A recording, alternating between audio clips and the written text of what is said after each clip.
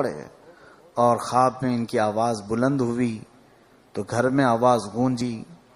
وہ ظالم حارث کی نیند کھل گئی. پوچھا میرے تو بچے نہیں, کہاں بچے رو رہے ہیں؟ بیوی نے کہا پڑوس کے بچے ہوں گے, سو جاؤ. اس نے کہا نہیں, میرے گھر سے آواز آ رہی ہے. وہ بچے دونوں اٹھے اور دونوں آپس میں ایک دوسرے کا خواب بیان کرنے لگے.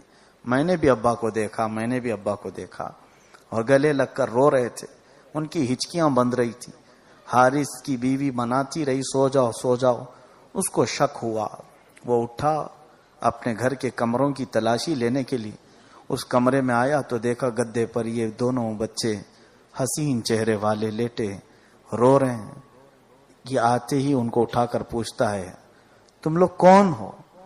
اب یہاں بچوں کو کیسی امتحان کی گھڑی ہے. پہلے تو ڈر رہے تھے, لیکن اب یہ حالت تھی کہ اس کو اپنا گھر سمجھ لیا تھا. کہا ہم تو مسلم بن عقیل کے بیٹے ہیں. وہ بچوں نے اپنا سمجھ کر کے بتایا. اتنا سنتے ہی اس ظالم نے دونوں کے بال پکڑ کر کے اٹھایا. کہا تم لوگوں کو تلاشتے تلاشتے میں پورے کوفہ میں تھک ہار کر آیا ہوں اور تم میرے ہی بستر پر آرام کر رہے ہو. جب وہ بچوں کے نرم بال پکڑ کر کے اس نے کھینچا تو ان کی چیخیں نکل گئیں. آواز زور ہوئی تو دونوں کے چہروں پر اس نے تماچے مارنے شروع کیے. کہا زیادہ آواز نہ کرو, پڑوسی جاگیں گے. وہ خاندان اہل بیت سے محبت کرنے والی خاتون بڑی منتیں سماجتیں کرنے لگی اور اسے سمجھانے لگی کہ یہ فاطمہ کے لاڈلے ہیں, یہ رسول کے گھر والے ہیں, کل قیامت کا دن بھی آنا ہے, ہم ان کی کچھ خاطر تواضع کر کے حضور سے جنت مانگیں گے, تو کون سی دنیاوی لالچ میں انہیں مارے جا رہا ہے. وہ اپنی بیوی کی ایک نہ سنا اس کے ذہن پر لالچ سوار تھی. عزیزان گرامی, لالچ بہت خطرناک چیز ہے, اندھا کر دیتی آدمی کو. اس کے بعد اس نے کسی کی نہ سنی. انشاءاللہ 1 بجے اذان ہوگی. نہ سن کر ان دونوں شہزادوں کو گھسیٹنے لگا, اپنے گھر کے باہر لے جا رہا تھا. اس کی بیوی اس کے قدموں میں گر گئی روتی ہوئی. اس نے اپنی بیوی کو اتنا مارا کہ اس کی آنکھ پھٹ گئی اور اس کی ناک پھوٹ گئی اور اسے بے ہوش کر کے اپنے گھر چھوڑ دیا. اور یہ دونوں بچوں کو گھسیٹتا ہوا لے گیا. پوچھا ان بچوں نے ٹھیک ہے ہم آ رہے ہیں, جانا کہاں ہے؟ بولو تو صحیح, ہم چل کے آئیں گے. کیوں اس طرح سے ہمارا گریبان پکڑ کر کے کھینچے جا رہے ہو؟ اس ظالم حارث نے کہا وہیں جانا ہے جہاں تمہارے باپ گئے ہیں. تمہارے باپ جہاں گئے وہیں تم کو بھی جانا ہے. دونوں شہزادوں کو کھینچتے ہوئے دریائے فرات کے کنارے لایا اور ان بچوں سے کہا کہ اب تم تیار ہو جاؤ, میری تلوار تمہاری گردنیں اڑانے والی ہیں. چاند جیسے چہرے, گلاب جیسی پنکھڑیوں والے ہونٹ کپ کپانے لگے اور نرم و نازک گلے. ہم تو بکرے کو بھی ذبح کرنے سے پہلے آنکھیں بھر لیتے ہیں. ہمارا پالا ہوا بکرا قربانی میں کٹتا ہے تو آنکھ آ جاتی, آنسو بہ پڑتے ہیں. جانور تو جانور ہے, لیکن وہ رسول کے گھر والے, ان کو کس طرح سے بے دردی سے ایک بعد دیگرے شہید کیا جا رہا تھا. 1 بجے اذان دینے بولا. بول رہا ہوں سمجھتے نہیں کیا, بول کے بھی بھیجا ہوں میں یہاں سے. ہو جاؤ اذان آخر پہ بولا. اللہ اکبر اللہ اکبر.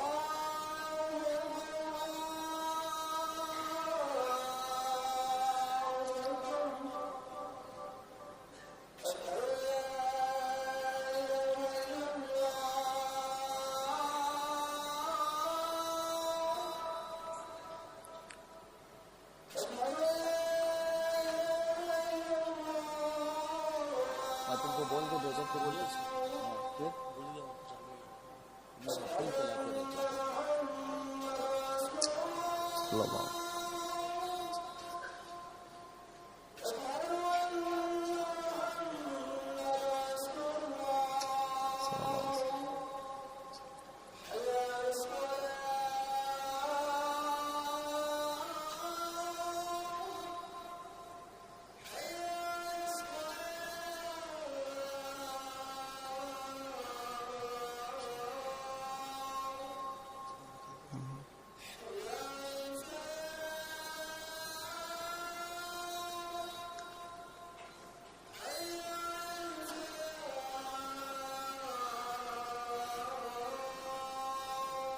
یا اللہ سلام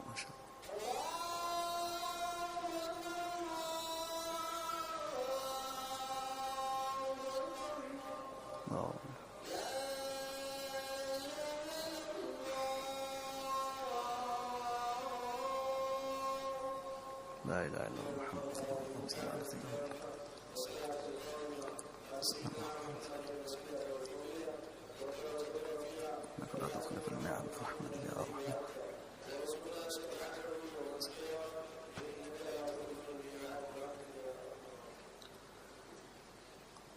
آپ لوگ سننے کے موڈ میں ہیں تو میں سناؤں.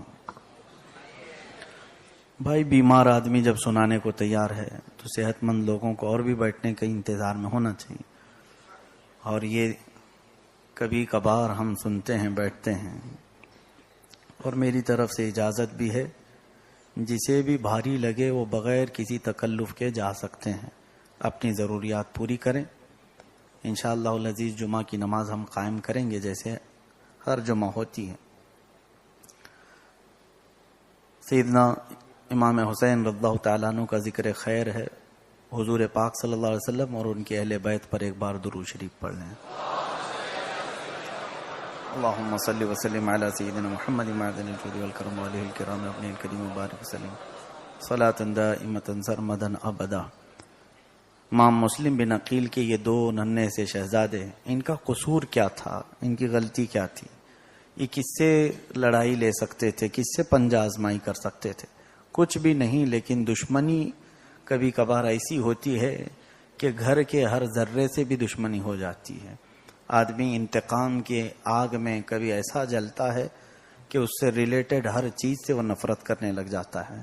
ایسا ہی کچھ اہل بیت کے ساتھ ہوا. ان دونوں شہزادوں کو اس نے کھڑا کیا, نہر فرات کے کنارے تلوار چمکایا. ان دونوں شہزادوں نے کہا کہ کیا تم ہمارا قتل کرنا چاہتے ہو؟ اس نے کہا ہاں. تو اس میں ایک شہزادے نے کہا مجھے مار دو.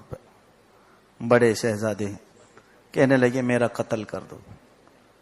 تو ننھے نے کہا نہ نہ نہ, پہلے مجھے مارو. کہا کیوں؟ کہا ہم دونوں بھائی ایک دوسرے کی تکلیف کبھی دیکھے نہیں. میں اپنے بڑے بھائی کو مرتا ہوا میرے سامنے نہیں دیکھ سکوں گا. بڑا اپنے ننھے کو دیکھنا نہیں چاہتا. گلا کھٹتے ہوئے دونوں آپس میں اس بات پہ لڑ رہے ہیں کہ پہلے میرا کام ہو, پہلے میرا کام ہو. وہ جگہ بھی ہم نے کوفہ میں دیکھی ہے. آج میں ہر سال زیارت پہ جاتا ہوں تو وہ علاقہ آج علاقہ اولاد مسلم بن عقیل کے نام سے ہے. پہنچتے ہی ہماری آنکھیں بہہ پڑتی ہیں. میں یہ واقعہ وہاں پہ بھی کھڑے ہو کے سناتا ہوں. دو شہزادوں کو اس نہر فرات کے کنارے, آج بھی وہ نہر فرات کا پانی لبالب بھرا جاتا رہتا ہے. ہم مرغے کو ذبح کرنے سے پہلے 2 گھونٹ پانی پلاتے ہیں, لیکن اس ظالم نے دریائے فرات کا پانی انہیں چکھنے بھی نہیں دیا.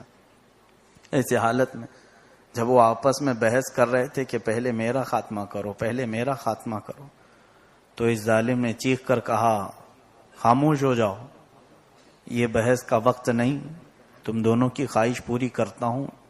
یہ کہہ کر کے اس نے تیز اتنی تلوار چلائی کہ دونوں گردنیں ایک ساتھ اڑی, ہوا میں لہراتی ہوئی ریت پر آ کر گر گئی. اسی لیے وہ ریت بھی کتنے گلاب اپنے اوپر لی ہوئی ہے, کتنے بکھرے ہوئے ہیں مدینے کے پھول. کربلا تیری قسمت پہ لاکھوں سلام. جس جگہ دیکھو ریت پر ایک ایک کربلا میں گلاب رسول اللہ کے خاندان کا بکھرا پڑا ہوا ہے. وہ خوشبو تو دے گئے, اور ایسی خوشبو دے گئے کہ قیامت تک مومنین کی روحیں ان کی شہادت سے ہی کانپ جاتی ہیں.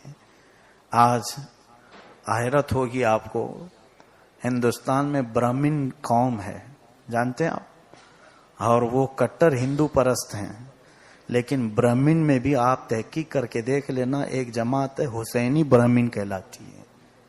حسینی برہمن, یہ آپ کو معلوم ہے یا نہیں پتہ نہیں.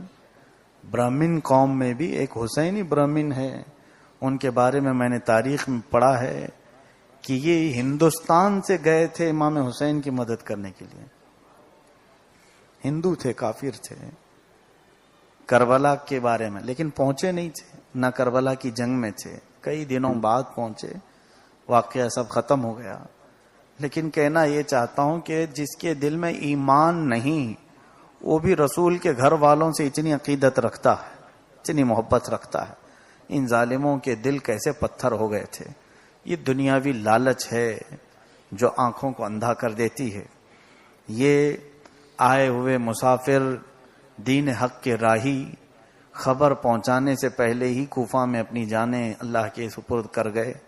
امام مسلم بن عقیل کا بھی مزار وہیں بنا، اولاد کا بھی مزار وہیں قریب میں بنا ہے، اور وہ مزار آج مرجع خلائق بنے ہوئے ہیں. ادھر امام حسین رضی اللہ تعالیٰ عنہ کو خبر نہیں پہنچی کہ مسلم بن عقیل کے ساتھ کیا ہوا ہے. آپ نے پہلا والا خط دیکھا کہ کوفہ کے حالات بڑے اچھے ہیں، اپنے گھر والوں کو خوشخبری دی کہ چلو مسلم نے اچھی خبر پہنچائی ہے. سب چل پڑے، منزل در منزل قصیدے پڑھتے ہوئے نکلے تھے، اور کوفہ آنے کو ابھی تھوڑا وقت باقی تھا یا تھوڑی منزلیں. ایک خط پہنچ گیا، امام مسلم بن عقیل اور ان کے بیٹوں کو شہید کر دیا گیا ہے. امام حسین رضی اللہ تعالیٰ عنہ نے اس وقت کہا اے اللہ اب ہماری آزمائش شروع ہو چکی ہے، اب ہمارے ابتلا کا وقت شروع ہو گیا. یزید نے ایک کام مکمل تو کر دیا تھا، ابن زیاد کے ذریعے سے کوفہ سے امام مسلم بن عقیل اور ان کے بچوں کو شہید کروا دیا. اب اس کے بعد یزید کا دوسرا آرڈر یہ آیا کہ حسین کو کوفہ پہنچنے سے پہلے ہی روک لو. کوفہ اگر پہنچ گئے تو جس طرح کوفیوں کا دل تمہارے آنے سے بدلا تھا، کہیں حسین کے آنے سے پھر نہ بدل جائے، اس لیے حسین کو پہلے ہی روک دو. 1000 کا لشکر حر بن یزید کے ساتھ کوفہ سے بہت دور ہی بھیج دیا گیا.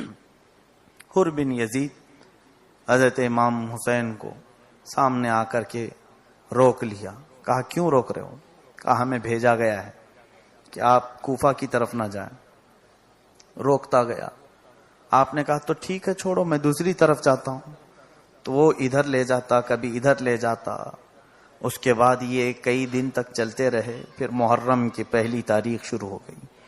پھر ایک دن ایسا آیا کہ حر بن یزید جو 1000 کا لشکر لے کر آیا تھا، ایک میدان میں آپ کو زبردستی اترنے کو حکم دیا کہ آپ یہاں اتر جائیں، اس کے آگے نہیں بڑھیں گے آپ. حضرت امام حسین نے پوچھا کہ ٹھیک ہے یہیں اتر جاتے ہیں، اور پوچھا کہ یہ جگہ کون سی ہے جو تم یہاں ہمیں ٹھہرا رہے ہو، یہاں کوئی آبادی نہیں. تو حر بن یزید نے کہا اس جگہ کو کربلا کہا جاتا ہے. حضرت امام حسین نے کہا میرے باپ سے بھی سنا ہے، میرے نانا سے بھی سنا ہے، اس جگہ کا نام میں نے سن رکھا ہے. اور کہنے لگے ہذا مناخ رجالنا ومحط رکابنا. اپنے اہل بیت سے کہنے لگے اے سنو گھر والو، یہی ہمارے مردوں کے آخری جگہ ہو سکتی ہے اور ہمارے اونٹوں کے بیٹھنے کی جگہ ہمیشہ کے لیے. سب بیٹھ گئے، خیمے لگ گئے. محرم کے دن شروع تھے، اور اس کے بعد 7ویں محرم قریب آئی.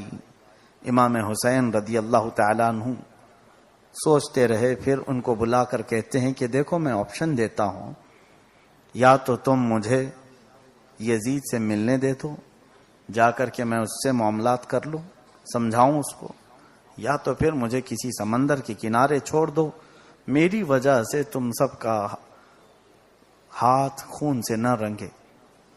انہوں نے کسی بات کو نہیں تسلیم کی. ابن زیاد کوفہ میں جو تھا اس نے حر بن یزید کو پھر قاصد بھیجا کہ اب تک تو حسین کے ساتھ کیا کر رہا ہے؟ سنا ہے کہ تو دوستی کر رہا ہے، ان سے رات رات بھر کر باتیں کرتا ہے. میں تجھ کو حسین کے ساتھ دوستی کرنے نہیں بھیجا، ان کے ساتھ شدت کر. تو حر بن یزید جو وہ یزید کا بیٹا نہیں لیکن کوفہ کا رہنے والا ایک مسلمان ہی تھا، لیکن کسی لالچ میں آ گیا تھا. جب اس نے یہ آرڈر سنا کہ مجھے ابن زیاد کہہ رہا ہے کہ حسین کے ساتھ سختی کروں، مجھے تو خالی اتنا کہا گیا تھا کہ ان کا راستہ روکنا ہے، کوفہ نہیں آنے دینا ہے. تو پھر اس نے سوچا کہ اب شاید یزید اور ابن زیاد کی نیت خراب ہے. تو اس نے واپس لکھ کر کے بھیجا اے عبید اللہ بن زیاد، میں حسین کے ساتھ سختی تو نہیں کر سکتا، راستہ روک سکتا ہوں. تو عبید اللہ بن زیاد نے ایک 10,000 کا لشکر دے کر بھیجا اور کہا حر بن یزید سے اس کی سپہ سالاری واپس لے لو اور اس کو معزول کر دو اور تم سنبھالو۔ ایک اور دوسرے سپہ سالار کو بھیجا، شمر نام کا بڑا مردود قسم کا انسان تھا، وہ 10,000 کا لشکر لے کر کے آیا۔ وہ آ کر، یہ 7ویں محرم تھی، حر بن یزید سے سارے سپہ سالاری لے لیا۔ پہلے 1,000 آئے تھے، اب 10,000 آئے۔ 10,000 لوگوں نے 11,000 ہو گئے۔ امام حسین کو الگ الگ طریقے سے سختیاں شروع کی۔ پہلی سختی یہ تھی کہ دریائے فرات پہ پہرا باندھ دیا گیا، کہا گیا کہ کوئی حسینی خیمے سے پانی کی طرف جائے گا نہیں۔ حر بن یزید کی قسمت اچھی تھی، وہ بدل گئے، آ کر کے حسینی خیمے میں شامل ہو گئے۔ آئے تھے راستہ روکنے کے لیے لیکن خود حسین کے سپاہی بن گئے۔ اس طرح سے کئی لوگ بیچ میں امام حسین کو ملے، وہ کل ملا کر 82 لوگ ہوتے ہیں، 82 لوگ ہوتے ہیں جو امام حسین کے ساتھ کربلا میں آئے۔ پھر 7ویں محرم کے بعد 8ویں محرم آئی تو ابن زیاد نے اور 11,000 کا لشکر بھیجا، کل ملا کر 22,000 ہو گئے۔ کس سے لڑنے کے لیے 22,000؟ نہتے 82 لوگ جن کے پاس نہ تلواریں ہیں نہ صحیح قسم کے ہتھیار ہیں۔ ہاں، ہر ایک کے پاس تھوڑی تھوڑی تلواریں ہوتی تھی لیکن جنگ جیسی حالت میں وہ نہیں تھے۔ 22,000 آ گئے اور الگ الگ سختیاں کرنے لگے۔ پھر امام حسین رضی اللہ تعالیٰ عنہ روزانہ نماز پڑھاتے تھے، نماز آپ کے پیچھے لوگ پڑھتے تھے، ادھر بھی نماز ہو رہی ادھر بھی نماز ہو رہی ہے، نماز سب کی ہو رہی ہے۔ لیکن میرے عزیزوں، یہیں سے کربلا کے میدان سے ایک بات سمجھ میں آتی ہے کہ نمازیں یزید کے خیمے میں بھی ہو رہی تھی، حسین کے خیمے میں بھی ہو رہی تھی، اذان وہاں پہ بھی ہو رہی تھی، اذان یہاں پہ بھی ہو رہی تھی، رکوع سجدے وہاں پہ بھی ہو رہے تھے، یہاں پہ بھی۔ یہاں سے ایک میسج ملا ہے کہ صرف اذان اور رکوع سجدے کو دیکھ کر مسلمان سمجھ کر چلے مت جانا، بلکہ امام کو دیکھنا کہ کیسا ہے۔ ادھر رکوع سجدے اور اذان تو تھے لیکن حسین نہیں تھا، ادھر رکوع سجدے کے ساتھ حسین بھی ہے۔ یہ میسج کربلا سے ملا ہے کہ ایمان یہ دیکھنا ہے کہ امام اگر درست ہے تو ایمان بھی درست ہے۔ یہ کربلا کا میسج امام حسین رضی اللہ تعالیٰ عنہ 7ویں محرم سے اس تکلیف کو برداشت کرتے رہے۔ 8ویں محرم کو آپ نے خطبے دیے اور ان کو سمجھایا اور کہا کہ پھر میں تمہیں خطبہ دیتا ہوں کہ میں وہ ہوں جس گھر میں بے اجازت جبرائیل نہیں آتے تھے، میں فاطمہ زہرا کی گود میں پلا ہوا، قرآن کی لوریاں سنا ہوا، میرا باپ حیدر کرار ہے، میرا نانا پوری کائنات کا آقا ہے۔ آپ نے اپنی فضیلتیں بھی بیان فرمائی اور پھر فرمایا کہ قیامت کے دن میں حضور سے تم سب کی بخشش کی سفارش کروں گا، تم سب اپنی تلواریں چھوڑ دو، اس لیے کہ میں تم پر رحم کرنا چاہتا ہوں کہ کہیں تمہاری ان تلواروں کی وجہ سے تم جہنم میں نہ چلے جاؤ۔ مجھے یہ مناسب نہیں لگتا کہ میری وجہ سے کوئی دوزخ میں جائے، ورنہ میرا رب تو تمہیں نہیں چھوڑے گا۔ حضور کے گھر والوں کے ساتھ تم جو کر رہے ہو، یہ سب خطبہ دیے، کچھ کے دل بدلتے لیکن کچھ کے نہیں۔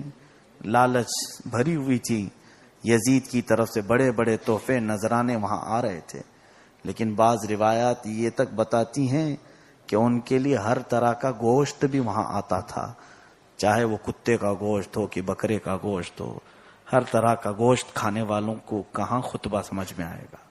خنزیر کا گوشت کھانے والے کو کون سا خطبہ اثر کرے گا؟ یہی حال ان کے ساتھ ہوا۔ اسی لیے تو ہم کہتے ہیں کہ خطبہ سننے سے پہلے، بیان سننے سے پہلے رزق پاکیزہ ہونا چاہیے۔ حلال رزق جس کے پیٹ میں پڑا ہو، قرآن کی ایک آیت ہی اس کو بدلنے کے لیے کافی ہے، اور حرام کھاتا ہو تو 10 سال بھی سنے گا تو ایسی ہے کہ جیسے گنبد پر اخروٹ رکھنے کے برابر۔ عزیزان مکرم، امام حسین اعظم رضی اللہ تعالیٰ عنہ خطبے کئی دے چکے، وہ خطبے محفوظ ہیں آج تاریخ میں۔ 9 محرم رات عاشورہ کی، یعنی جو کل گزری، اپنے خیمے میں آئے ہیں امام حسین رضی اللہ تعالیٰ عنہ۔ جوان شہزادے تھے، 19 سال کے امام قاسم، 21 سال کے علی اکبر۔ یہ کیسی بھری جوانی ہوتی ہے، آپ سوچیں، یہ ماں باپ کی فصل بہار ہوتی ہے۔ ماں باپ بچپن سے جو پال کر کے جوان دیکھنا چاہتے ہیں وہ عمر ہوتی ہے۔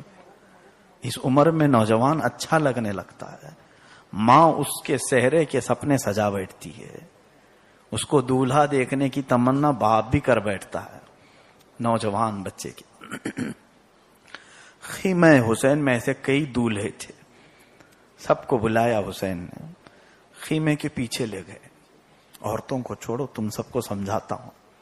کہا حالات بہت بگڑتے چلے آئے ہیں، ان لوگوں کا لفڑا اور ان لوگوں کا معاملہ میرے ساتھ خراب ہے، تم میں سے کسی کے ساتھ نہیں، لہذا تم سب یہ عورتوں کو لے کر مدینے چلے جاؤ، اور پھر جو ہوگا میں ان کے ساتھ دیکھوں گا۔ اتنا کہنا تھا کہ شہزادے کھڑے ہو گئے، کہنے لگے آپ کے بعد جو جینا چاہے گا وہ حرام زندگی ہے، ہماری زندگی حرام ہے، ہمارے رگوں میں جو خون ہے وہ آپ کا ہے، آپ یہ ایسا کیسا مشورہ دے رہے ہیں؟ حضرت امام حسین نے جب دیکھ لیا کہ کوئی ماننے کو تیار نہیں، پھر گھر آئے۔ روایت یہ بھی بتاتی ہے کہ امام حسین رضی اللہ تعالیٰ عنہ رات کے وقت بتیاں بجھا دیتے تھے، اس طور پر کہ یہ لوگ اندھیرے پن کو دیکھ کر کے ادھر ادھر بکھر جائیں۔ امام حسین رضی اللہ تعالیٰ عنہ نے کئی طرح سے ان کو جنگ میں آنے سے روکنے کے لیے کیا کیا کیا، لیکن کوئی آپ کی کوشش کام نہ آئی۔ اس کے بعد اپنی شہزادیوں کو بلایا، اپنی بیویوں کو بلایا، بچیوں کو بلایا رات کے وقت۔ دیکھیں یہ گھر کے بڑے کی ذمہ داری کیسی ہوتی ہے، سب کو اعتماد میں لے کر کے کام کرنا۔ اور خاندان میں بچیاں ایسی تھیں، بی بی سکینہ 9 سال کی بچی ہیں، اور آپ کے ساتھ حضرت شہر بانو کے بچے، زینب کے بچے، اون و محمد، یہ سب چھوٹے بچے تھے اور بچیاں بھی تھیں۔ سب کو بلا کر خواتین کو ایک پیغام دیتے ہیں کہ اے رسول اللہ کے گھر کی عفت مآب شہزادی ہو، آج تم سب کے امتحان کی گھڑی ہے۔ میں یہ دیکھ رہا ہوں کہ میرے خون کے لوگ پیاسے ہو گئے ہیں، بہت بڑا لشکر یزید نے بھیج دیا ہے، ایک کام میں اگر کہوں تو کیا تم سب میری بات کو مانو گی؟ دیکھیں کتنی بڑی بات حسین کہہ رہا ہے۔ کہتی ہیں خواتین مولا آج تک کبھی ہم نے نافرمانی کی ہے؟ حسین اعظم نے کہا کہ وعدہ کرو۔ کہتی ہیں بات تو آپ کریں، وعدے جیسی کوئی حالت بھی نہیں آئے گی۔ حسین اعظم کہتے ہیں اے میری بیویوں، اور اپنی بہن کو کہتے ہیں زینب تمہارا مقام پورے گھر میں سب سے بلند ہے۔ فاطمہ کا چہرہ لی ہوئی تھی، شبیہ تھی، حضرت فاطمہ کی لاڈلی بیٹی تھی، حسین اعظم کی چھوٹی بہن تھی، عمر اس وقت ان کی 55 برس سے زیادہ کی تھی، بڑی حسین جمیل دکھتی تھی۔ حضرت امام حسین کہتے ہیں زینب، شہربانو، خواتین اپنے گھر کی، وعدہ کرو گی میری ایک بات کا؟ سب کہتی ہیں وعدہ کیوں لے رہے ہو مولا، اب تک ہم آپ کی کسی بات کا رد نہیں کرتی۔ آپ نے فرمایا سنو میری ایک بات پوری کرو، یہ میرے جو بچے علی اکبر اور قاسم میری بات نہیں مان رہے ہیں، تم سب انہیں منع کر کے مدینے لے چلو، مدینے لے جاؤ، اس لیے کہ میں کربلا میں تنہا لڑنا چاہتا ہوں، میری وجہ سے میرے خاندان کے کوئی بھی بچے پر کوئی بات نہ آئے۔ خواتین میں سے پہلے زینب پکارتی ہیں، کہتی ہیں مولا یہ ایک ہی بات اور آخری بات ہے جو ہم آپ کی ماننے سے عاجز ہیں، اس لیے کہ وہ بچے بھی ہم نے جو پالے ہیں وہ آپ کی حفاظت کے لیے پالے ہیں اور دین رسول کے لیے پالے ہیں، آج وہ موقع آ گیا ہے تو آپ واپس کیوں بھیج رہے ہیں؟ عزیزان گرامی، اس کے بعد 10ویں محرم کی شروعات تھی، عاشورہ کا دن تھا. کیسا حسین اتفاق ہے کہ وہ کربلا کے دن جو عاشورہ آیا تھا جمعہ کا دن تھا. آج پھر سے جمعہ پلٹ آیا ہے. آج پھر سے جمعہ پلٹ آیا ہے. اور کبھی مجھے ایسا بھی محسوس ہوتا ہے کہ کربلا ابھی چل رہا ہے, اتنا پرانا نہیں لگتا. سچ بتاؤ, اپنی ضمیر پر ہاتھ رکھ کر کے جب آپ سن رہے ہو تو کیا تمہاری آنکھوں میں کربلا کا منظر نہیں گھومتا؟ وہ میدان, ریتیلا میدان, ہر جگہ شدت کی گرمی سے پیر زمین پر رکھنے کو نہیں, اور دور سے نہر فرات بہہ رہا ہے, لیکن سارے یزیدی ادھر کھڑے ہوئے ہیں, سب اس نیزے بھالے لے کر اس کی چوکیداری کرتے ہوئے کھڑے ہیں, اور ایسے کھڑے ہیں کہ کسی بھی حسینی کو وہاں جانے نہیں دیتے. صبح کا وقت جیسے ہی شروع ہوتا ہے, مولا حسین نے کہا کہ ہم اپنی جانب سے کوئی شروعات نہیں کریں گے. ادھر 22,000 کے لشکر سے ابن سعد نام کا مردود خبیث, اس نے اپنے فوجوں میں سے کہا کہ یہ دن ایسے ہی چھوڑ دیے جائیں تو ہم پر بھاری پڑ جائیں, لہذا تیر چھوڑو. تو خیمہ حسین کی طرف پہلا تیر ابن سعد کی طرف سے آیا. خیمے میں جیسے ہی آیا تو امام حسین نے کہا انہوں نے جنگ کی شروعات کر ہی ڈالی, میں آخر تک دیکھنا چاہتا تھا کہ یہ چھوڑ دیں گے. پھر حضرت امام حسین کے جو 7 آئے تھے محبان اہل بیت, حضرت حبیب بن مظاہر, مسلم بن اوسجہ اسدی, یہ حسین کے چاہنے والے تھے, وہ سب آگے آ گئے. کہنے لگے مولا حسین اپنے شہزادوں کے ساتھ, اپنے بھائی بہنوں کے ساتھ آپ خیمے میں بیٹھے رہے ہیں, ہم سب سے پہلے میدان میں جاتے ہیں اور ان کا جو حشر ہم کریں گے آپ دیکھتے رہیں, بس آپ ہماری پیٹھ کو تھپ تھپاتے رہیں. آپ نے فرمایا میرے ساتھیو تم تو ایسے ساتھ دینے کے لیے آئے تھے, لڑنے کے لیے تھوڑی نا. انہوں نے کہا ہمارے جسم کا آخری خون کا قطرہ گرنے تک ہم یہاں سے جائیں گے نہیں. حسین اعظم کو بٹھایا میدان میں. پہلے مسلم بن اوسجہ اسدی, حبیب ابن مظاہر نکل کر آئے, بہت للکارا یزیدیوں کو, اور ہر طرح کے ان کو تانے بھی مارے کہ تم سب کس ماں کا دودھ پی کر کے آئے ہو اور کس ماں کا دودھ پیے ہوئے سے لڑنے آئے ہو. ذرا اپنی ماں کو حسین کی ماں سے موازنہ کر کے دیکھ لیتے ہیں, تمہاری ماں کون ہے اور حسین کی ماں کون ہے, اور تم لڑنے کے لیے کس کے پاس آئے ہو جس کا بابا شیروں کا شیر ہے, اسد اللہ الغالب ہے, اور تمہارے سب کے باپ جھوٹے اور مردود ہیں. یہ محبان اہل بیت کی محبت کی گرمی تھی جو نکلتی جا رہی تھی.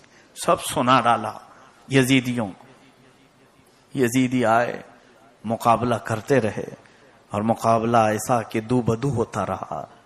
یزیدیوں کی طرف سے 2 آتے تھے ان کے مقابل میں, اور ایک ایک گھوڑوں پر بیٹھ کر لڑائی ہوتی رہی. صبح صبح فجر سے شروع تھی, اور اس کے بعد یہ محبان اہل بیت ان یزیدیوں کے خیموں میں گھر جاتے تھے. ان کو ایسا قتل کر دیا جاتا تھا کہ ان کے جسموں کی بوٹیاں ہو جاتی تھیں, پھر وہ واپس آ بھی نہیں پاتے. امام حسین دیکھ رہے ہوتے. اس کے بعد مولا حسین نے دیکھا اپنے خیمے کی طرف, تو ابھی دیکھا بھی نہیں تھا. آپ سوچ رہے تھے کہ میں اٹھ کر کے جاؤں, تو اچانک دیکھا امام حسین رضی اللہ تعالیٰ عنہ کے سگے بھائی امام حسن کے بیٹے امام قاسم دولہے کی شکل سے اپنی چوکھٹ سے باہر آ رہے تھے. امامہ سر پر لگا ہوا ہے. کہا کہاں؟ کہا مولا میں تو صبح سے تیاری میں ہوں, بس آپ کی اجازت کی دیر ہے, میں صبح سے تیاری میں ہوں. کہا بیٹا تم میرے مرحوم بھائی کی آخری علامت ہو, حسن کے انتقال کے بعد میں تم کو دیکھ کر دل ٹھنڈا کرتا ہوں. امام قاسم نے کہا کہ سرکار آپ اجازت دیتے. اپنے چچا سے اجازت لے کر یہ حیدر کرار کا پوتا میدان کربلا میں چمکا, اور ایک ہی تلوار سے کئی لوگوں کو فنا فی النار کرتا رہا, اور پھر پلٹ کر کے ادھر آتا, کہتا یا امتا, چچا تھوڑا پانی مل جائے گا تاکہ میں اور کو فنا فی النار کروں. لکھنے والوں نے یہاں تک لکھا امام حسین رضی اللہ تعالیٰ عنہ آئے, امام قاسم سے کہا کہ بیٹا پانی تو نہیں, میری زبان دیتا ہوں تھوڑا سا چوس لو, میری زبان اپنے منہ میں لے لو. مولا حسین نے اپنی زبان قاسم کے منہ میں رکھی. امام قاسم جھٹ سے اپنا منہ باہر نکالتے ہیں, کہتے ہیں مولا کیا بات ہے, میرے سے زیادہ تو آپ کا منہ سوکھا ہوا ہے, میرے اس میں ابھی تو تھوڑا سا تھوک باقی ہے, آپ کا تو مجھ سے زیادہ سوکھا ہوا. مولا حسین کا منہ خشک ہو چکا تھا. روایت میں یہ بھی ہے کہ امام قاسم کی زبان تالو سے چپک جاتی تھی, ایسی شدت کی پیاس. میں 3 دن سے اپنے گلے کی تکلیف میں مصروف ہوں, دیکھ رہا ہوں کہ پانی کی قدر و قیمت کیا ہوتی ہے, گلے میں نگلنا مشکل ہو رہا ہے, اور ان کی حالت کیا ہوگی جو دھوپ کی شدت کی وجہ سے گلے میں ان کے سوکھا پنا گیا تھا. امام قاسم واپس گئے اور ابھی چند لمحے بھی نہیں ہوئے تھے کہ اچانک امامہ شریف اڑتا ہوا نظر آیا. کربلا کے میدان میں اندر سے بیویوں نے پکارا, قاسم کا امامہ اڑتا ہوا دکھ رہا ہے. گویا کہ شہادت کی خبر آ گئی. امام حسین نے کہا صبر کرو. امام حسین خود لاشا اٹھانے کے لیے جاتے تھے اور اپنے ان جوان بچوں کے لاشے کو کندھے پر لے کر آتے تھے اور خیمے کے پیچھے رکھتے, جتنے لوگ موجود ہیں مل کر جنازہ پڑھتے, اپنے ہاتھوں سے دفنا دیتے. اس کے بعد امام قاسم کے بعد آپ کے بڑے بیٹے علی اکبر بھی موجود تھے. حضرت علی اکبر, ان کے بارے میں حدیث پاک میں ملتا ہے, ان کا چہرہ سے لے کر سینے تک کی ساری مشابہت رسول اللہ سے ملتی تھی. حضور کے چہرے کی رنگت ان کے اندر تھی. جب وہ مسکرا دیتے تھے تو ان کے گال ایسے لال ہوتے تھے کہ لوگ کہتے ہیں ہم کو علی اکبر کو دیکھ کر نبی یاد آ جاتے تھے.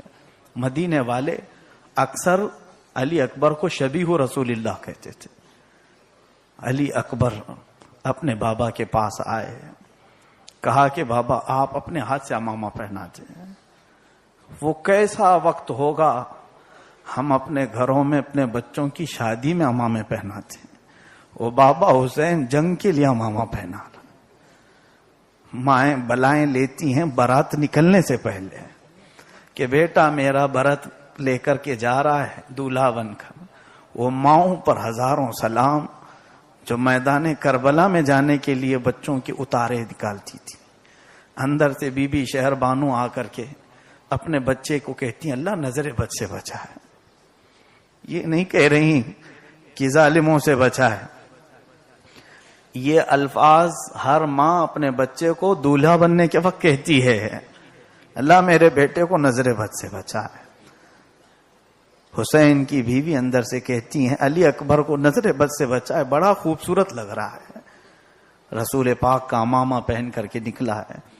گھوڑے پر جیسے ہی یہ کربلا کے میدان میں آئے تو دیکھا یزیدیوں میں سے کسی نے کہا کہ اچانک یہ کربلا کی اندھیریوں میں چاند کہاں سے طلوع ہوا.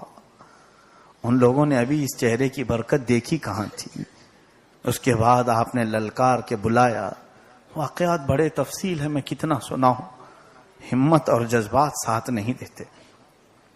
علی اکبر اکیلے اس دن کربلا کے میدان میں 80 لوگوں کو مار چکے ہیں.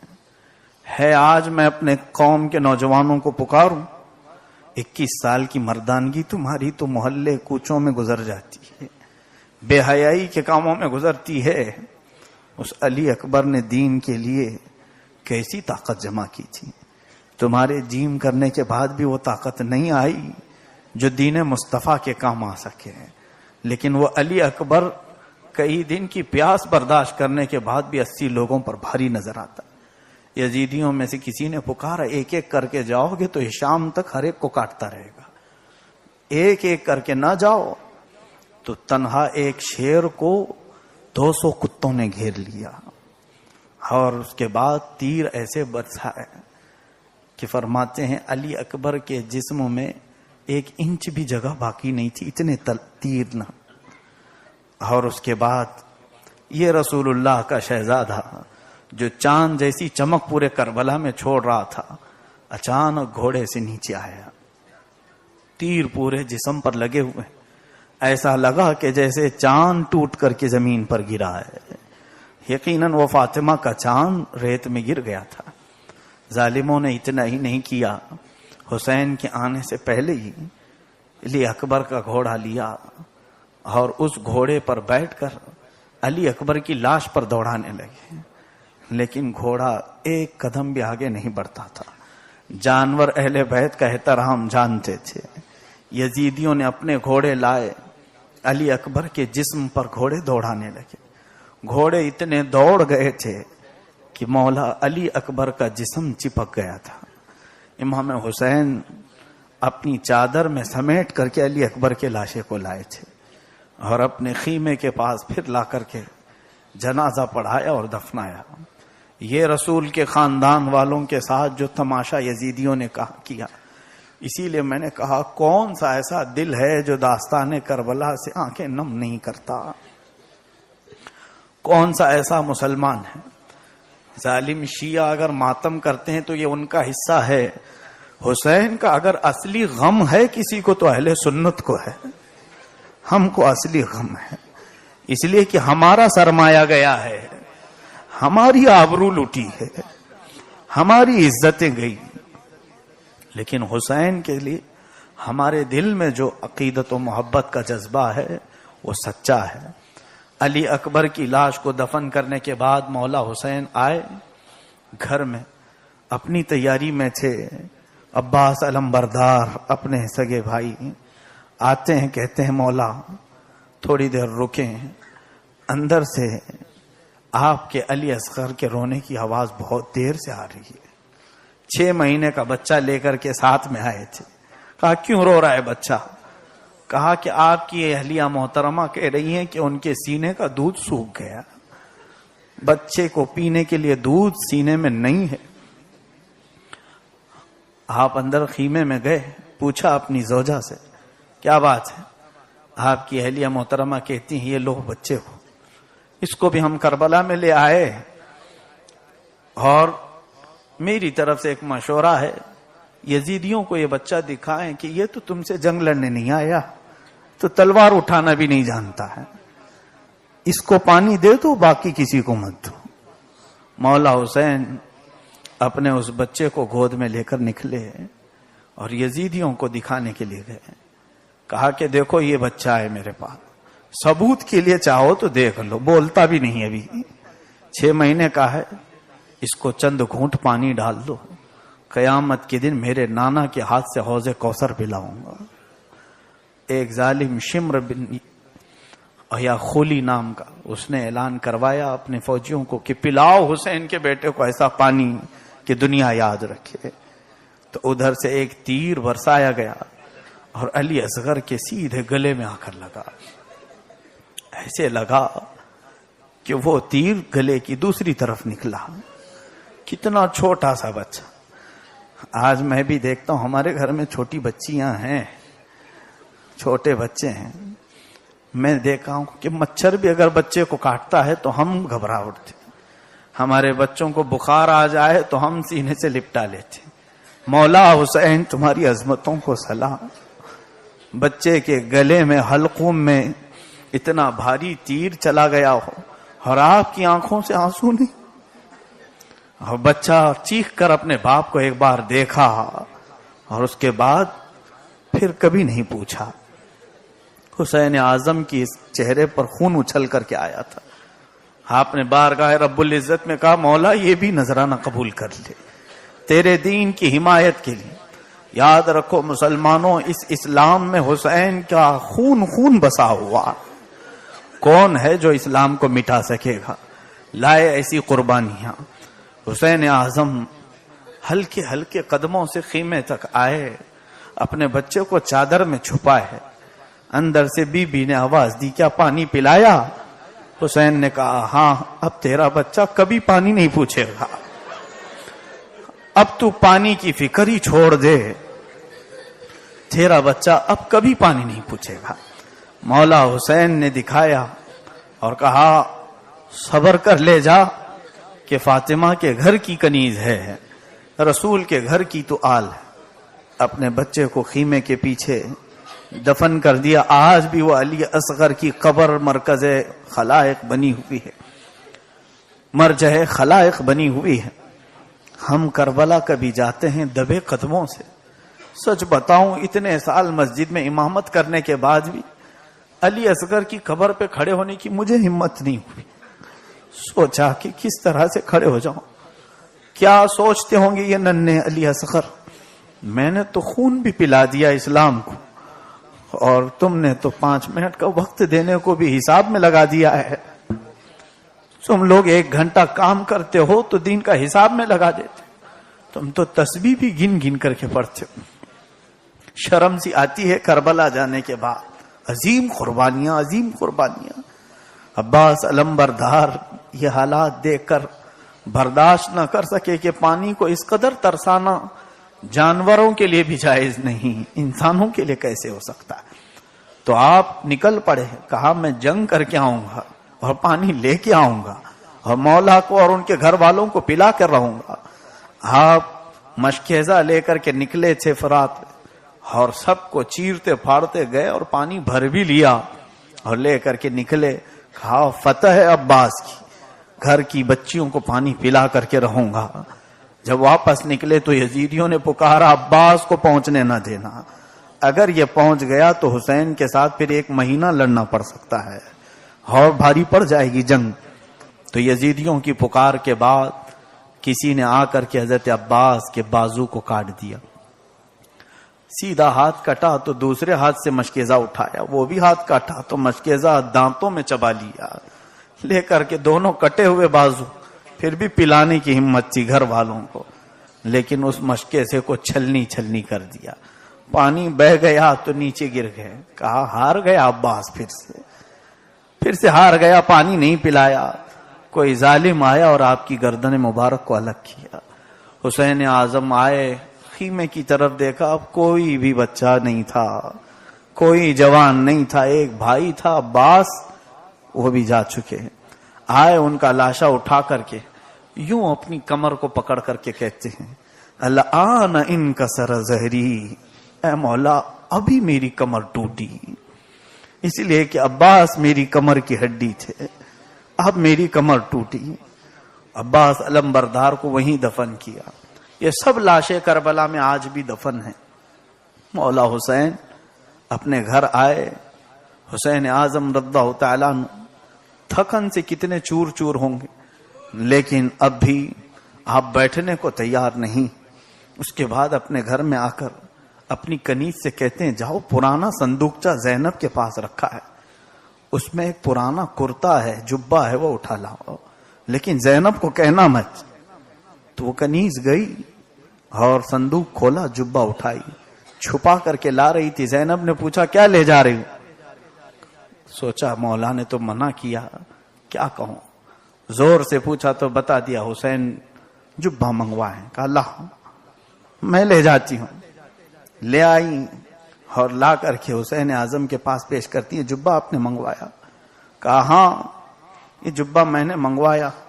اماں کہتی تھی کہ بیٹا جب بڑی مصیبت آئے تو یہ جبہ پہن لینا, اس لیے کہ یہ جبہ تیرے بابا کو رسول اللہ نے پہنایا تھا اور میں نے اس کو اپنے ہاتھوں سے جگہ جگہ تاکا ہے.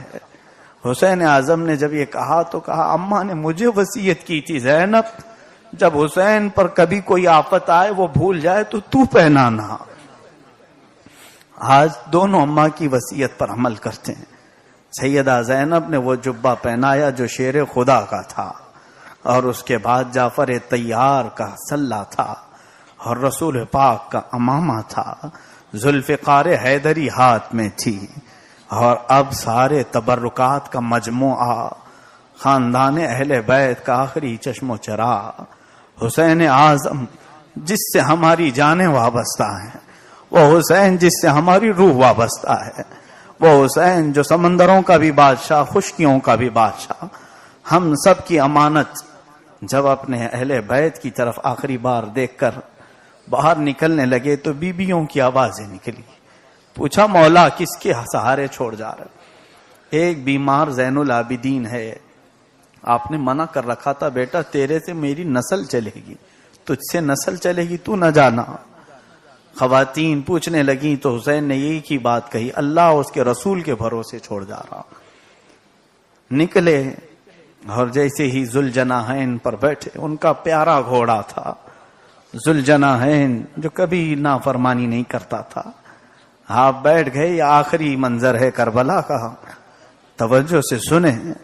مولا حسین کا چہرہ اس وقت کیسا لگ رہا ہوگا، رسول اللہ کا امامہ سر پر اور جبہ علی جسم پر، جعفر طیار کا پٹا کمر پر، ہاتھ میں حیدر کرار کی ذوالفقار چمک رہی ہو، اور جیسی ہی گھوڑے پر سوار ہوئے وہ دنیا کے عظیم بادشاہوں میں ایک بادشاہ نظر آ رہا تھا۔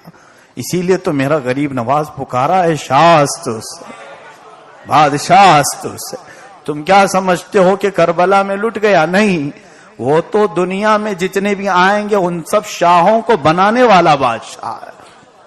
گھوڑے پر سوار ہوئے، فی امان اللہ کہا، گھوڑے کو ایڑ لگائی، چل اب کربلا میں تیرا یہ جوہر دکھانے کا وقت آ گیا۔ آگے آپ چل پڑے، لیکن گھوڑا آگے بڑھنے کو تیار نہیں تھا۔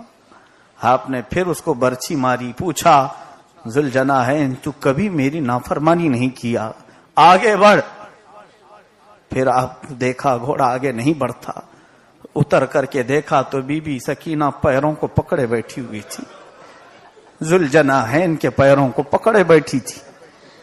وہ نیچے سے کہہ رہی تھی ذوالجناحین بابا کو لینا جانا، ہماری آبروؤں کو لینا جانا۔ حسین نیچے اتر آئے، اپنی سکینہ کو اٹھایا اور گلے سے لگایا، کہا بچی جا اپنے گھر۔ کہا بابا کس کے حوالے؟ کہا اللہ کے حوالے، رسول پاک کے حوالے۔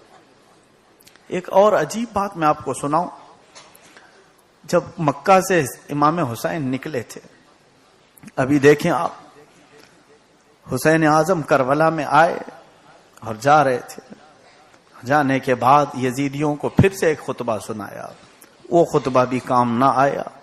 سیدنا مولا حسین اخیر میں اپنی تلوار کے جوہر دکھانا شروع کیے، اور تنہا علی کا لال ہزاروں میں گر گیا۔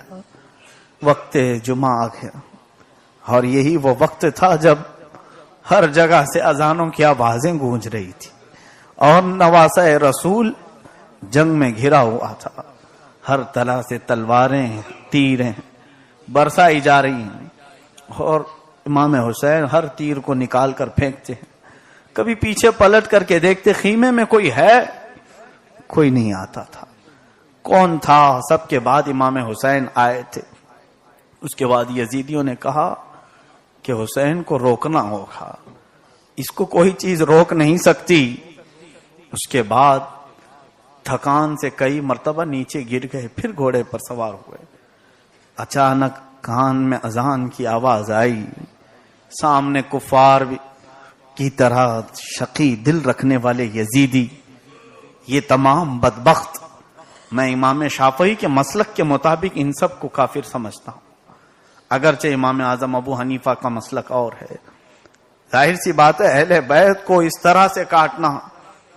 امام جعفر صادق سے پوچھا گیا تھا کہ آپ کے بابا کو کیسے شہید کیا گیا؟ آپ کہتے تھے کہ جیسے بھیڑ بکرے کو مارا جاتا۔ کہا آپ ایسی تشبیہ کیوں دے رہے ہیں اپنے بابا کو؟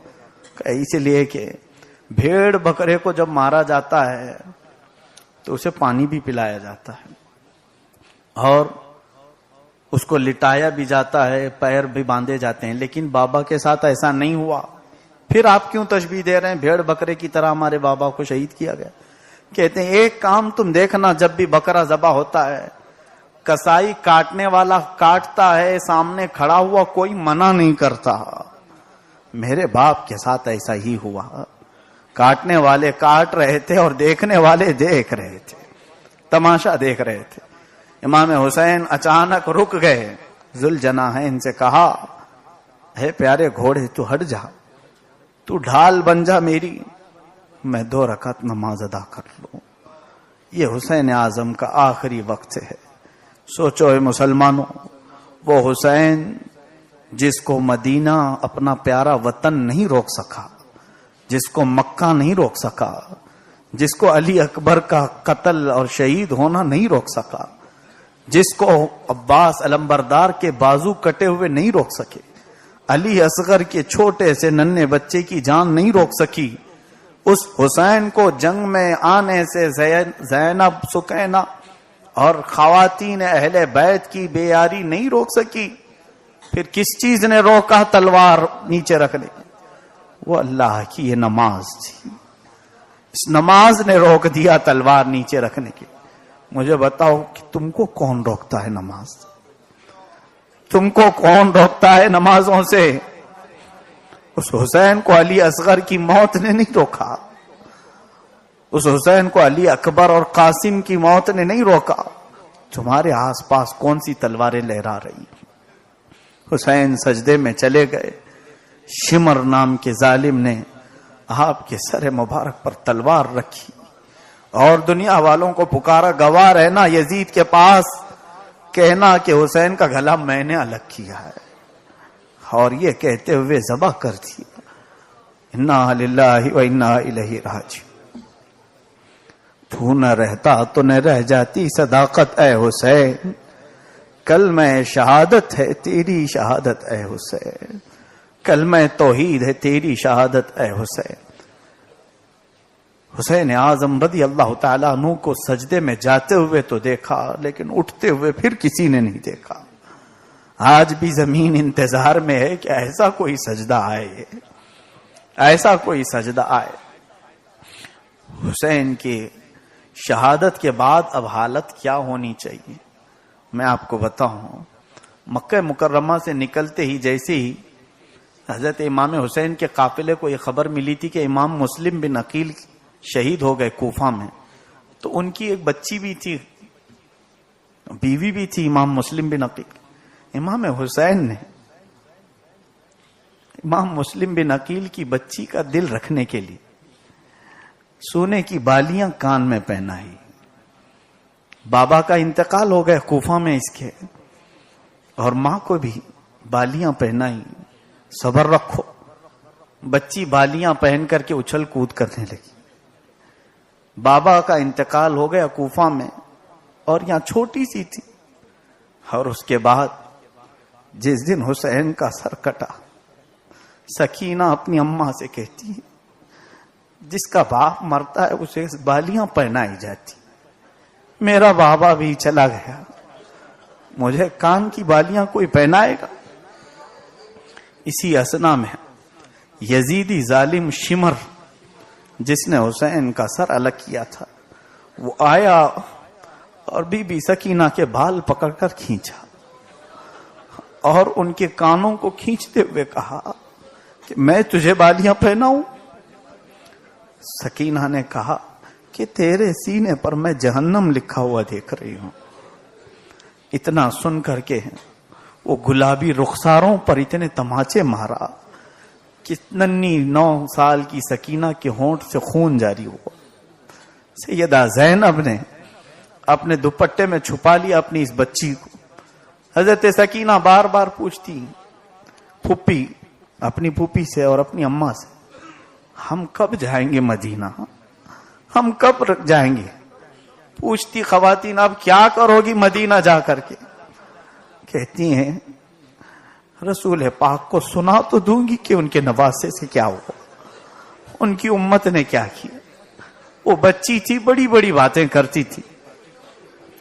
گھر کی خواتین خیمہ اہل بیت میں، میرے آج کی خواتین اسلام سے میں گزارش کروں گا، کربلا کے واقعات سننے کے بعد عہد کر لو میری ماں اور بہنوں کہ ان کا سب لٹ گیا تھا لیکن پردہ نہیں لٹا، پردہ نہیں لٹا۔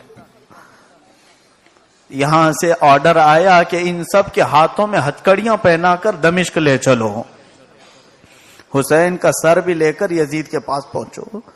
یہ قافلہ نکلا حسین کے پاس جانے کے لیے۔ اب یہاں سے نکل کر کے یہ لوگ امام حسین کے سر کو نیزے میں ڈال لے اور بلند کر کے چلنے لگے، اور پیچھے بیویاں ہاتھوں میں ہتکڑیاں پہن کے جا رہی۔ رسول کے گھر کی خواتین جن کی پاکیزگی کی آج قسم کھائی جاتی، وہ ہتھکڑیاں پہن کر کے نکلی، کوفہ کے راستے سے ہوتے ہوئے ملک شام پہنچنے والی تھی۔ بیچ میں ایک راستہ ایسا آیا، ایک گرجا گھر تھا، ایک چرچ، یہاں یہ قافلہ رکا رات گزارنے کے لیے۔ اس چرچ کا ایک پادری تھا، اس نے دیکھا کہ یہ لوگ کہاں سے آ رہے ہیں۔ لوگوں نے کہا جنگ سے واپس آ رہے ہیں۔ کہا یہ سر کس کا ہے؟ کہا ہمارے ساتھ جو جنگ کرنے آیا تھا وہ باغی کا ہے۔ اس نے سر میں کچھ عجیب غریب کشش دیکھی، دیکھ کر کے اس نے کہا ٹھیک ہے رک جاؤ میری چرچ میں، یہ سر کیا مجھے اپنے پاس رکھنے دو گے؟ ان لوگوں نے کہا نہ یہ امانت ہے، خلیفہ وقت کے پاس جا رہا ہے۔ اس پادری نے 12,000 درہم دیے، یہ سر مجھے ایک رات اپنے پاس رکھنے دو، کیونکہ اس سر سے جو روشنی چمک رہی تھی وہ اہل دل دیکھ سکتے تھے۔ اس نے 12,000 درہم دے کر کے وہ سر لیا اور اپنے مخصوص کمرے میں آیا، سر پر لگی ہوئی مٹی سب نکالا، چہرے سے مٹی سب پوچھا۔ یہاں پر ایک روایت ملتی ہے، حضرت امام مسلم ایک بڑے بزرگ تابعی خواب میں انہوں نے دیکھا ایک بوڑھی عورت کچرا جھاڑ رہی ہے، کچرا جھاڑ رہی ہے۔ حضرت مسلم کہتے ہیں کون خاتون ہے جو کمبل لے کر جھاڑ رہی ہے؟ میں نے پکارا کہ کون ہو تم، کہاں جھاڑ رہی ہو؟ تو وہ حجاب میں سے ہی کہتی ہیں میں فاطمہ بنت محمد ہوں اور یہ کربلا کا میدان جھاڑ رہی ہوں۔ حضرت مسلم فرماتے ہیں وہ مکہ میں رہتے تھے۔ کہا بی بی کیوں جھاڑ رہی ہو؟ کہتی ہیں کل میرا بیٹا یہاں گرے گا، کوئی پتھر چبھنے نہ پائے میرے بچے کے جسم پر۔ ظاہر سی بات ہے ان ماں باپ کے دلوں پر کیا گزرا ہوگا۔ میں آپ کو بتاؤں، ہم سب کے ساتھ ایک روحانی تعلق ہوتا ہے، ماں اور باپ کا بچوں کے ساتھ ایک گہرا تعلق ہوتا ہے۔ ابھی ہم بیمار تھے، ماں کو اچانک خبر ہو گئی، کسی نے بتایا نہ بتایا، گھبراہٹ ان کو شروع ہو گئی۔ ہم نے پوچھا یہ کیسے پتا چلتا ہے؟ بتایا گیا یہ ماں کی ممتا ہے، معلوم ہو جاتا ہے جب حسین کے جسم پر اتنے تیر برسے ہوں گے فاطمہ کو کیا پہنچا ہو، اور میرے آقا کو کیسے لگا ہوگا جس گردن پر اللہ کے نبی بوسے لیتے تھے، اس بوسے گاہے رسول کو کاٹ دیا گیا تھا۔ در حقیقت میرے آقا کے لبھائے مبارک کے بوسے کو قتل کیا گیا ہے۔ حضور پاک صلی اللہ تعالی علیہ وسلم کے اس لاڈلے کا سر اس پادری نے چرچ کے اندر لیا، رکھا، اس کو عطر لگایا، صاف کر کے رکھا۔ اس نے دیکھا کہ آسمان سے ایک نور کی لڑی ان سر پر برس رہی ہے۔ یہ دیکھ کر اس پر حالات منکشف ہو گئے اور اس نے کلمہ طیبہ پڑھا اور مسلمان ہو گیا۔ یہی ہے اسلام زندہ ہوتا ہے ہر کربلا کے۔ اب یہاں سے حسین کی فتح شروع ہو گئی۔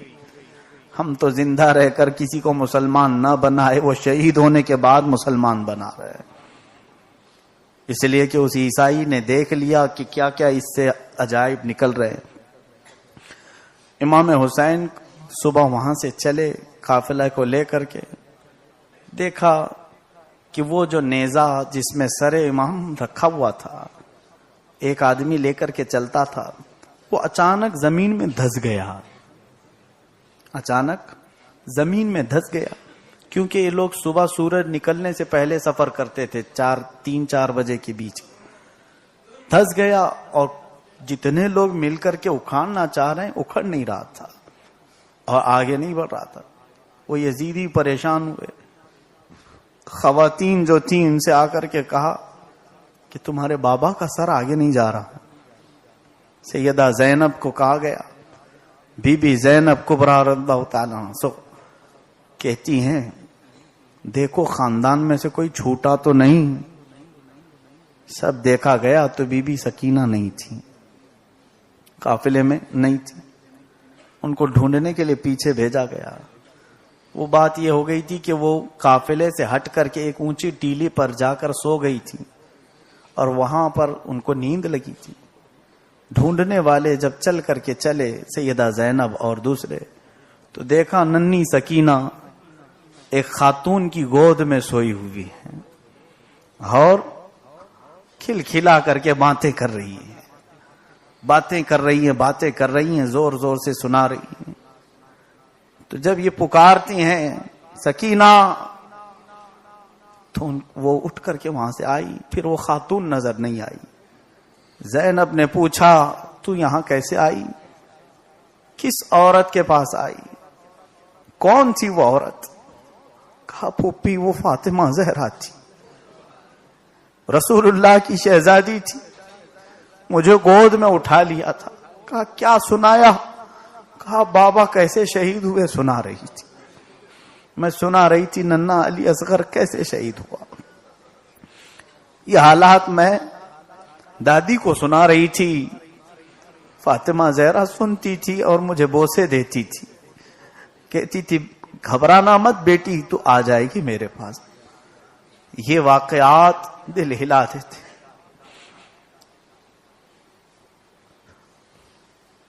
اس قافلے کو نکل کر کے دمشق پہنچنا تھا.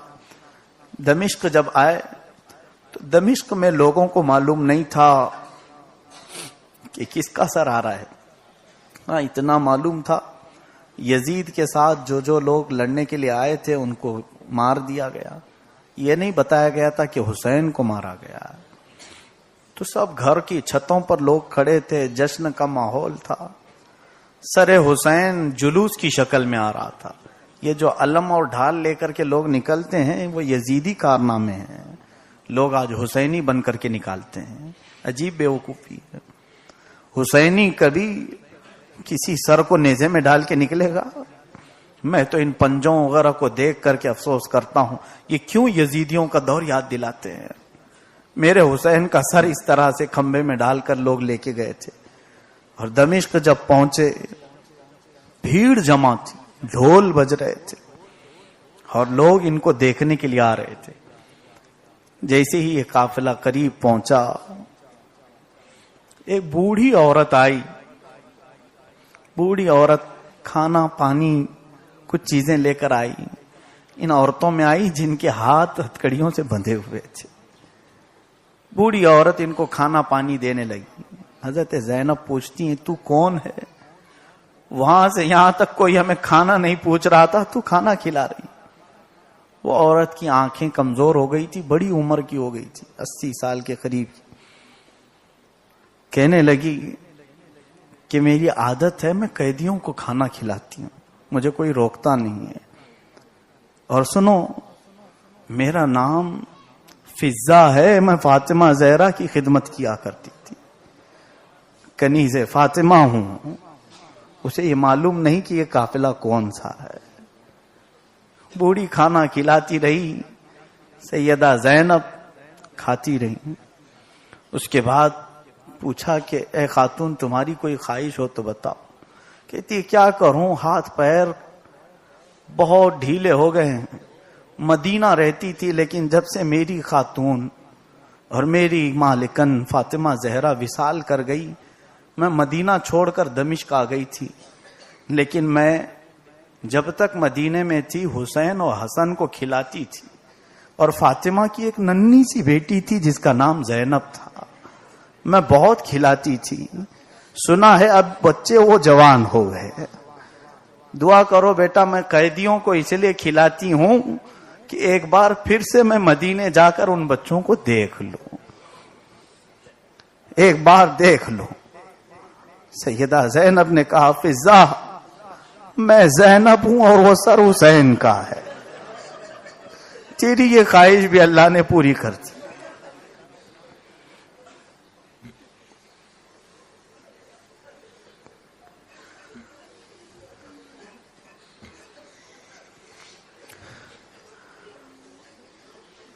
کس طرح سے خاندان اہل بیت کے ساتھ یہ حالات ہوئے. کس زبان سے ہو بیان مدح خان اہل بیت.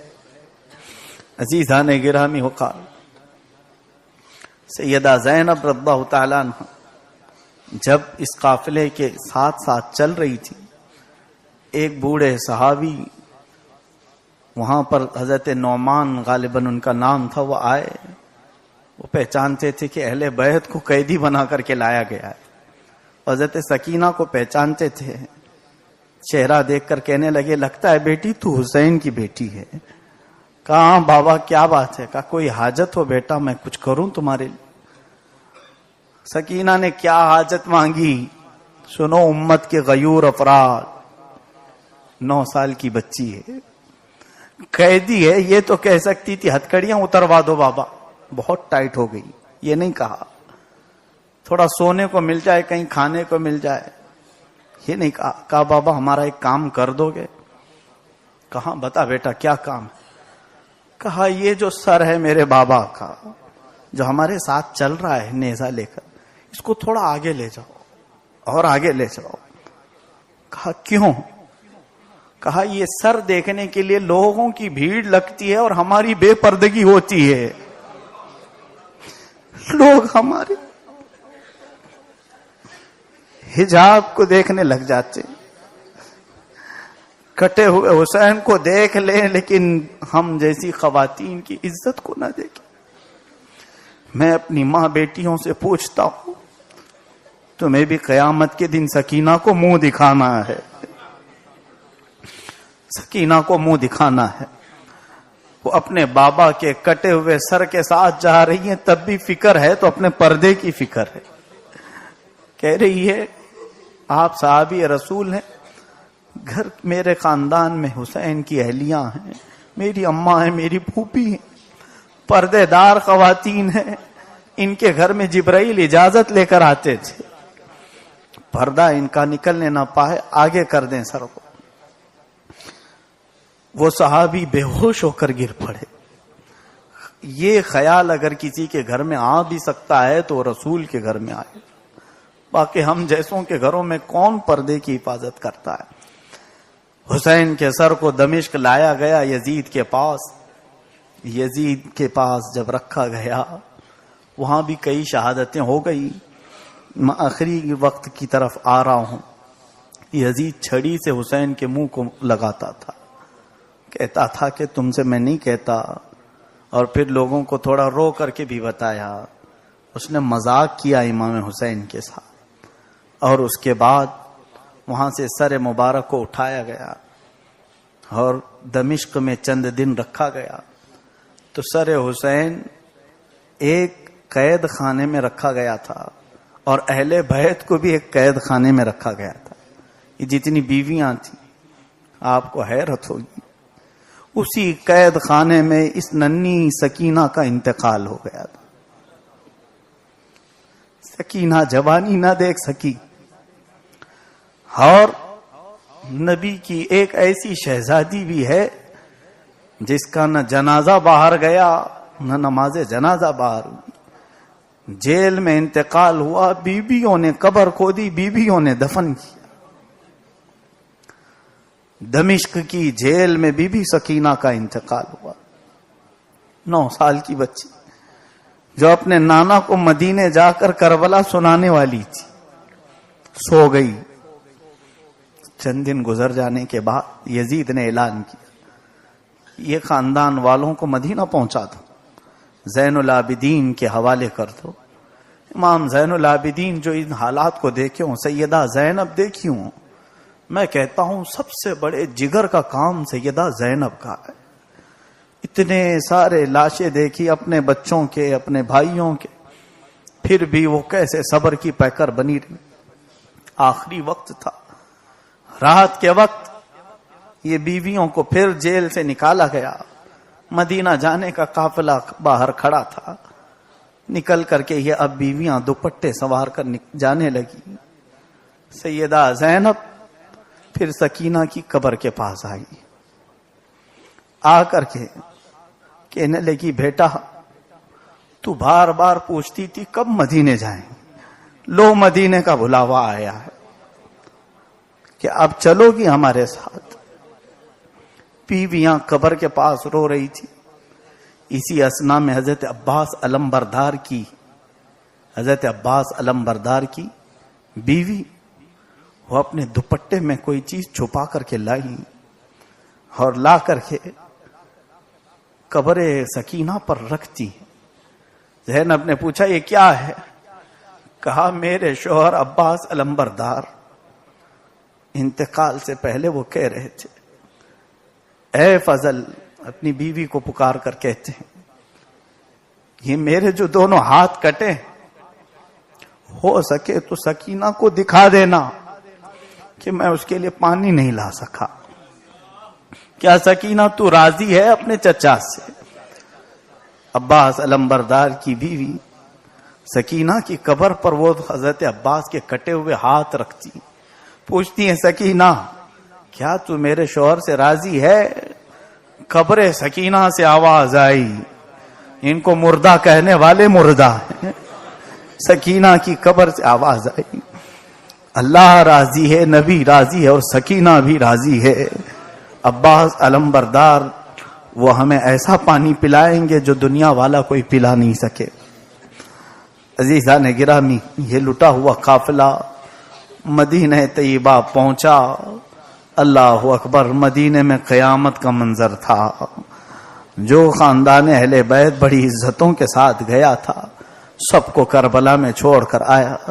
وہاں ایک بی بی صغرا باقی رہ گئی تھی، بیمار بچی امام حسین کی، ان کو دوسروں کے حوالے کر کے گئے تھے، اور وہ بی بی صغرا تھوڑی سی بڑی ہو گئی تھی اور ہوش و حواس آ چکے تھے۔ وہ دوڑ کر کے مدینے والوں کے ساتھ نکلی، سنا ہے ہمارے گھر والے واپس آ رہے ہیں۔ سرحدوں پر پہنچتے ہی بچی سب سے پہلے قافلے میں اپنے بابا کو پوچھتی ہے، اپنے بھائیوں کو ڈھونڈتی ہے، چہرے کوئی بھی تو نظر نہیں آ رہے۔ زینب سے لگ گئی، پوچھا پھوپھی کہاں ہیں؟ میرا ننھا بھائی علی اصغر کہاں ہے؟ وہ بہت اس پر پیار، بہت محبت کے جذبات نچھاور کرتی تھی۔ زینب نے کہا، چل بیٹا، سب جا کر کے قبر رسول کے پاس بتاتی کون کون کہاں ہے۔ اس بچی کو لے کر قبر رسول کے پاس یہ قافلہ آیا، اور اللہ کے نبی صلی اللہ علیہ وسلم کو جب سیدہ زینب اور امام زین العابدین سنانے لگے تو مدینے والے کہتے ہیں، ایک بار جب میرے آقا کا انتقال ہوا تھا تب مدینہ سب سے زیادہ رویا تھا، اور دوسری بار جب حسین کا لٹا ہوا قافلہ پہنچا تھا، مدینے کی ہر فرد سے چیخیں نکل گئی تھی، اور کیسے نہ نکلے۔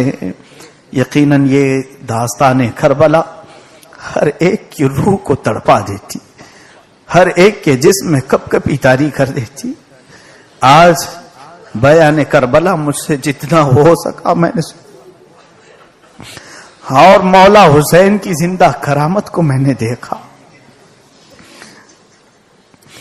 کل میں یہ منت کر کے اٹھا تھا کہ میری آواز بند ہوئی، اور وہ بھی حسین کا بیان کرنے کے لیے۔ اے رب قدیر، اگر ہم حق پر ہیں تو صرف حسین کے لیے آواز کھول دے۔ یہ مولا حسین کی کرامت، جو کچھ بھی بول سکا۔ اب رب ذوالجلال کو جب منظور ہو آواز ختم کر لے، اور جب منظور ہو آواز کھول دے۔ ہمارے گلے حسین کے لیے ہیں، ہماری زبانیں حسین کے لیے ہیں۔ دین است حسین، دین پناہ است حسین۔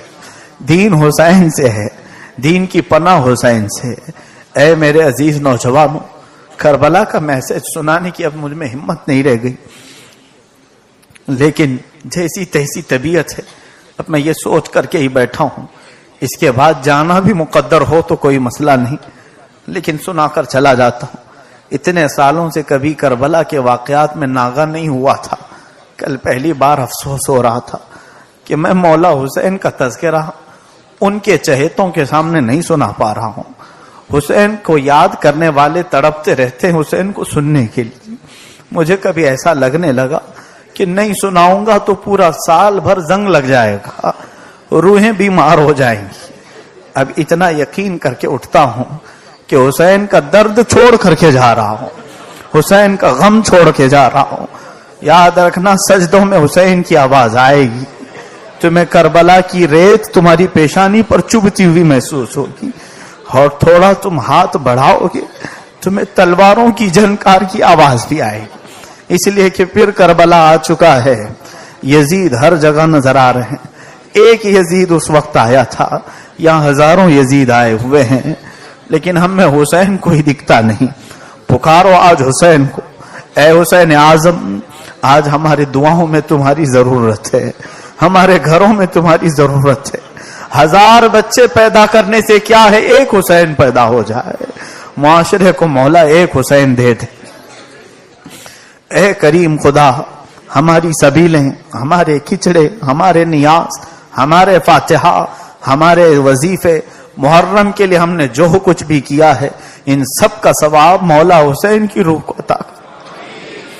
میں سچ بتاؤں، اگر ہم اپنے جسم کے 1,00,000 ٹکڑے کر لیں تب بھی حسین کی شہادت کا بدلہ نہیں ادا کر سکیں. ہم اپنے جسم کو کاٹ کاٹ کر چھوٹے ذرے کر دیں تب بھی حسین کی قربانی کے مقام کو نہیں پہنچ سکیں. اس لیے کہ ہم دھرتی کا بوجھ ہیں، ہم کچرا ہیں. ہمارے جینے سے کسی کا کوئی بھلا نہیں ہونا، لیکن حسین کے جینے سے لاکھوں کا بھلا تھا اور ان کے ذریعے سے امت کا بھلا تھا. اے میرے عزیز نوجوانوں، کربلا کے اس واقعے سے اگر تمہارے دل میں ہلچل پیدا ہوئی ہے تو میں ضرور کہوں گا، آج کا سورج ڈوبنے سے پہلے مولا کے حضور سچے دل سے توبہ کر، گناہوں سے آزادی کی توبہ کر. ورنہ یاد رکھنا، حسین کے متعلق یہ بھی روایت میں ہے، قیامت کے دن وہ میرے آقا کے سامنے خون میں لت پت جبہ پہن کر کے آئیں گے. قیامت کے دن آئے گا مولا حسین، پورا جسم خون سے لت پت ہوگا اور جسم میں جگہ جگہ تیر چبھے ہوں گے، اور نبی کونین کے سامنے جب آ کر کھڑے ہوں گے، میرے آقا کی امت شفاعت کی بھیک مانگنے آئے گی. حسین ہر ایک کا چہرہ دیکھیں گے، ہم سب کا چہرہ دیکھیں گے. سوچو یہ چہرہ ملا پاؤ گے حسین سے؟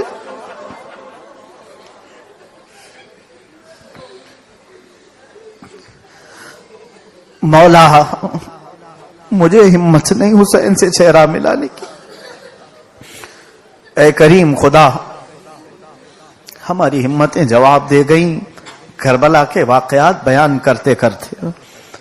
اے عظیم نوجوانوں، آج پھر سے امت تم سے تقاضا کرتی ہے قربانیوں کی. آج ہمارے وقت کی قربانی، گناہوں سے نفرت پیدا کرو. آؤ مسجدوں میں اذان سن کر کے یہ سوچو کہ مجھ پر بہت بڑا بوجھ ہے، اگر نہیں جاؤں گا تو میری زندگی پر لعنت ہے، اس لیے کہ جانوروں سے بدتر میری زندگی ہوگی. حسین تلواروں کے سائے میں نماز پڑھ رہے تھے اور میں آج عاشقی لڑا رہا ہوں اور دکانوں میں گانے سننے بیٹھا ہوں. آج میں کٹوں پر غیبت کرتے بیٹھا ہوں اور نمازیں مسجد کی ایسی ہو کر چلی جاتی. ہماری بیماریوں کو مولا حسین کی برکت سے شفا دے تھے. مولا ہماری بے آبرو زندگی کو آبرو بخش دے، ہماری بیمار روحوں کو طاقت بخش دے.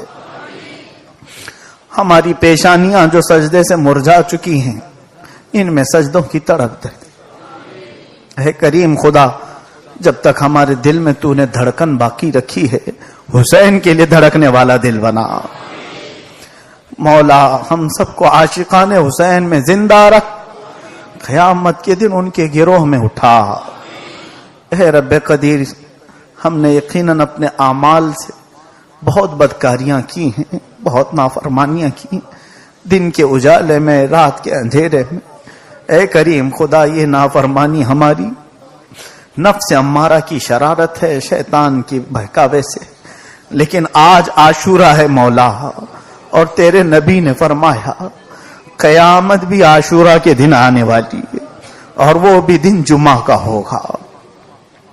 اے حاضرین جمعہ، آج جمعہ بھی ہے اور عاشورہ بھی ہے، اور جس دن قیامت آئے گی وہ عاشورہ ہوگا اور جمعہ کا دن ہوگا. اور شاید ایسا ہی کوئی دن ہوگا جب مولا ہمیں ننگا کھڑا کرے گا اور پوچھے گا لاؤ پوری زندگی میں کیا کیا کر کے آئے ہو. نام اعمال پیش ہوں گے، پھر وہاں اہل محشر صرف بخشش کے لیے، سفارش کے لیے لوگ ڈھونڈ رہے ہوں گے. آؤ مولا سے آج صلح کر لوں. اے کریم خدا، حسین اعظم کی برکت سے ہم سب کی تمام گناہوں کو معاف کر دے. سچے دل سے مولا توبہ کرتے ہیں، ہم سب کو عافیت عطا فرما۔ اے کریم خدا ارحم الراحمین مولا، ہم سب نے جو کچھ بھی گناہ کیے تجھے ناراضگی کے، آج تو صرف حسین کے خون کی برکت سے ہم سب کو آزاد کر دے۔ ننھے علی اصغر کا واسطہ ہماری دعاؤں کو قبول کر، زینب کے دوپٹے کا واسطہ ہماری خواتین کو حجاب بخش دے، مولا فاطمہ زہرا کے ان نو نہالوں کا واسطہ کریم خدا ہم سب کے گھر کی بے برکتیوں کو دور کر دے، دین و دنیا کی برکات دے مولا۔ وصلی اللہ تعالی علی خیر خلقی محمد وآلہ واصحابہ اجمعین، وآخر دعوانا ان الحمد للہ رب العالمین۔